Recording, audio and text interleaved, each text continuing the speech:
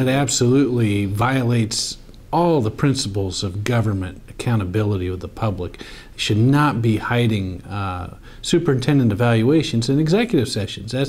That's ludicrous. It should be conducted openly.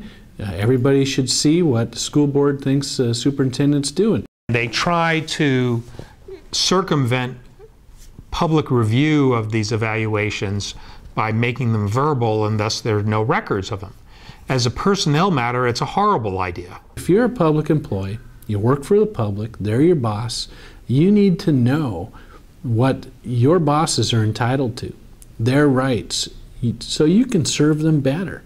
And so by all means, we need required mandatory training of every public employee in this state so that they understand what they're required to do by law.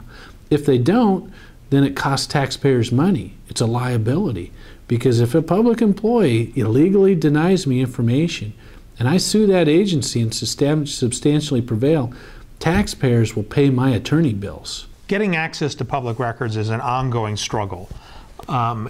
And part of the reason it's an ongoing struggle is that both the people for public officials and frankly for the journalists keep on changing all the time. There's constant turnover.